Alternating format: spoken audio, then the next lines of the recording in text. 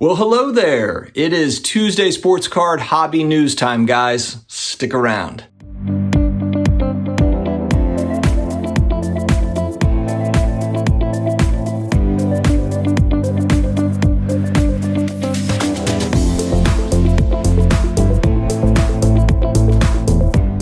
Hello to all my sports card collector and investor friends out there, all the collectibles people. Thank you very much for joining me here for another video. This is my weekly show, Hobby News. We'll get caught up on a little bit of hobby news today. A couple of housekeeping notes. I will be on Sports Cards Anonymous channel tonight at 9 p.m. Eastern, and I should be on Brad's channel, Brad the Comeback Card Investor, on Thursday night, also at 9 p.m. Eastern, if he ever gets around to making the thumbnail and creating the StreamYard. I don't know what he's doing there in LA, probably gym tan laundry, but he needs to pick it up a little bit. Pick up the pace, Brad. Before I get started, guys, I have to thank. This video is sponsored by Otis, a place where you can buy shares of rare collectibles, such as sports cards, sneakers, rare comic books, and they drop new offerings every single week. Here's a quick view of how the app looks. All right, guys, we are looking at the 2003 Topps Chrome Refractor number 111. I do have 6 shares of this card. This is the refractor version of the Topps Chrome in a PSA 10. And this is pretty cool how the app will kind of go down, give you a little bit of a history about this particular card. It goes into, some of the background, gives you population numbers, 171 on the population report. Drop value at $73,500. It IPO'd at $10 per share, currently being offered at $19 per share.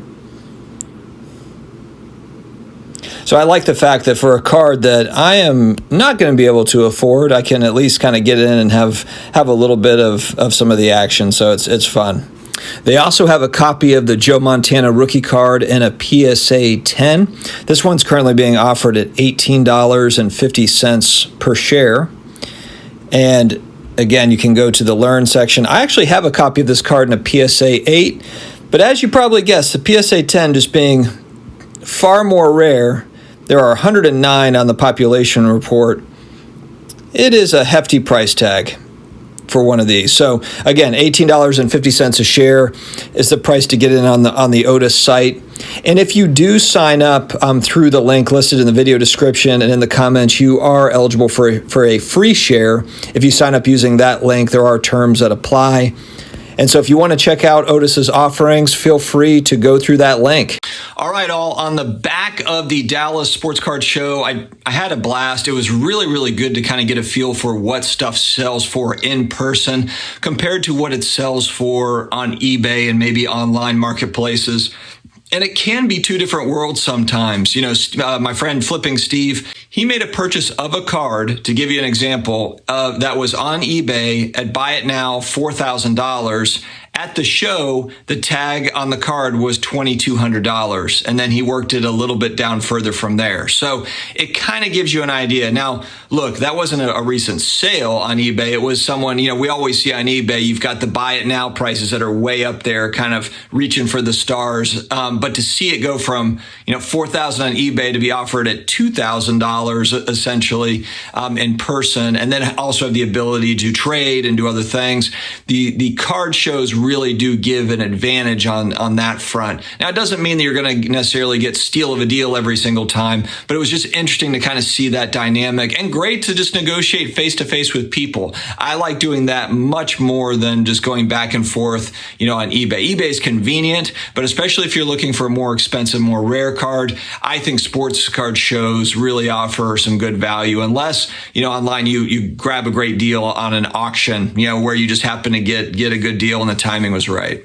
All right, the first piece of news we're going to cover, and we've talked about kind of the sports card market has been in a downward slide over the last couple of months, last few months, but we still are seeing some big sales on the top high end of things. a Honus Wagner card in a PSA 2 recently sold for $3.75 million, which is an all-time record for that card. The previous record was at $3.2 million, and I believe it was even on a PSA 3. So I think with those cards, grade really is almost irrelevant when you're in that 2-3 range, 1, 2, 3 for the Wagner PSA, because it's just all about the scarcity of the card in general. So thought that was interesting because, you hear about, the Michael Jordan rookie cards are down, et cetera. And I think that it just kind of, again, it puts a magnifying glass on the scarcity, supply, demand part of this market, just like really all markets. It really kind of puts the microscope on that particular piece.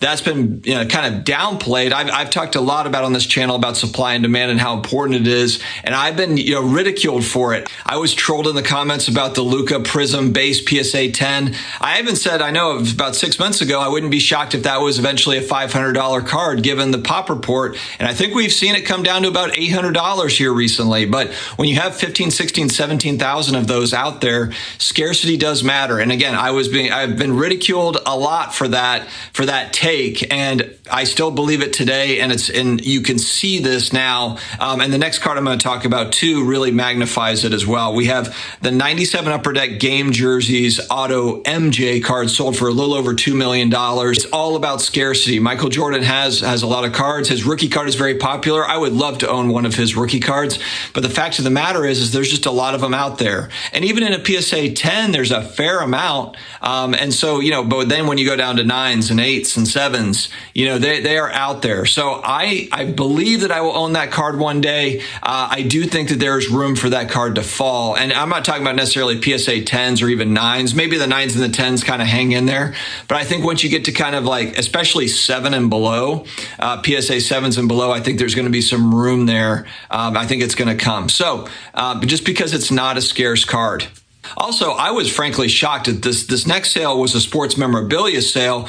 Kobe Bryant autographed jersey from his rookie season sold for $3.69 million, which, look, Kobe's the man. I understand the draw and appreciate this piece, but I was surprised to see it go for this much. It's just millions of dollars for it, and it's one of a kind, I'm sure, but even still, I'm just shocked to see sports memorabilia go for that much. But I suppose it could be kind of the ultimate display piece for high-end buyer, and I'm not sure if a fractional share company bought it or if it was a high-end buyer collector. But it is an ultimate showpiece if you in your man cave if you're a billionaire or a deca millionaire. So it's definitely a cool piece. I was just surprised to see it go for almost $4 million. Thought this was a cool story. I saw this on Sports Collectors Daily, and this is where I'm getting a lot of this news. I will put a link in the video description as well for sportscollectorsdaily.com. Great resource for all sorts of news articles. They also have, I believe, product links and so forth. So definitely check out Sports Collectors Daily. It's a great site. But this particular article was about an Amish family. I thought this was so cool. So one of the greatest Amish baseball players of all time also has this wicked vintage baseball card collection that he just put up for auction. And actually, I think his auction ended a couple of days ago because this article was maybe from like 10 days ago or something. It was a little bit of an older article, but I missed it. And it was, it's Uncle Jimmy's collection, and it's Jacob Snake Smucker, I believe is his name. Just really, really cool. Amish family in Pennsylvania, and rookie cards of Jackie Robinson, Mickey Mantle, and Ted Williams in higher grades. This guy has 9 kids and 45 grandchildren. And what he was saying is the kind of a big motivator to sell is, first off, he said, I'm not going to live forever, so I want to take advantage of the higher prices. And they like to go on hunting trips. And he said this could fund some great hunting trips. So I thought that was really cool to kind of see it being a family affair. They're all huge baseball people, and his love for those cards was built around his love for baseball. Just a really cool story. So I wanted to share that with you. Definitely check out that full article. Lastly, I want to touch on, there was some news release that Topps had paid Major League Baseball $20 million in 2020 for their baseball card license. And I'm not sure if that also includes other things as well in that, but certainly baseball cards is included. And so I wanted to put that out there because there's so much talk about, it's endless, the amount of talk about the greed in the hobby and how manufacturers are getting greedy and everything else. And, while I do understand the frustrations, and certainly there's been a lot of extra printing and so forth, but these companies are in business to make money. And these are the types of stats that don't necessarily come out. It's not top of mind for people, the news, the cost of doing business.